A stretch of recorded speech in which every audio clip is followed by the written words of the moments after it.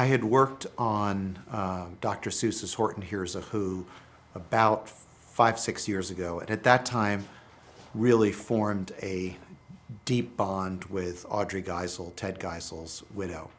And we had always talked about doing another film after Horton.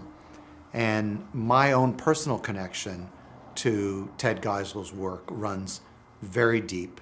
And I'd be extremely happy if I was making a Dr. Seuss movie, every other movie for the rest of my life. Because I just find his imagination to be so rich and his ideas to be so relevant and his characters so appealing.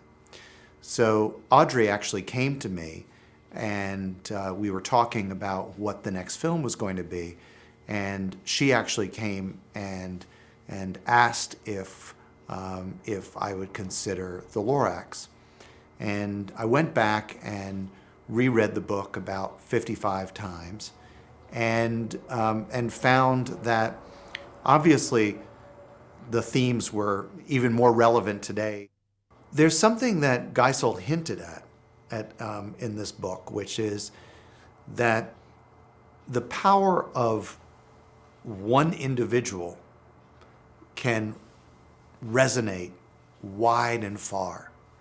So this kid who opens his book and closes his book and becomes a central driving force of our story, he starts out very innocent and very unaware. In the movie, he wants to find a tree because he's got a crush on an older girl, and that's all she thinks about are trees. But he has absolutely no concept of what he is about to discover. And through this journey that starts out as this very innocent, simple journey just to get a tree, he becomes aware of a much larger calling in life. And that calling is, has, within the story of the book, global ramifications. So I think the power that one person can have, one seed can have, I think that, when you're young and reading that book, that's very appealing and intriguing. When we started to talk to Chris Renaud about the visual expression of the film, one of the ideas that we had discussed was to create a world that is heightened in its beauty, so that when you descend into the natural world of the film, that the beauty of it is absolutely striking and unforgettable. And Chris and his team of art directors and designers have created, both in terms of color and texture and composition, images that I find to be absolutely beautiful, and you just want to immerse yourself in these images. The story of this movie is about a young kid who has a massive crush on a girl who lives down the street.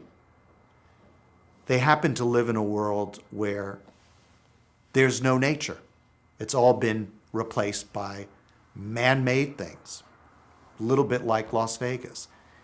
Everybody who lives there loves it, but nobody really misses trees when you have wonderful metal replicas of trees that don't drop leaves and don't ooze sap, and flowers that are plastic. And so in this world where everything's that we would normally think of in our world as being organic is made out of plastic and steel, everybody is extremely happy living there because it's a fanciful place to live, with the exception of one girl, one 16-year-old girl who's voiced by Taylor Swift, who dreams about real trees. She's never seen one. She's just heard of them. And a 12-year-old kid who lives down the street is a hopeless romantic, head over heels in love with her, knows that that's what is the most important thing to her, and sets out on a journey to find her that, simply so she'll pay attention to him.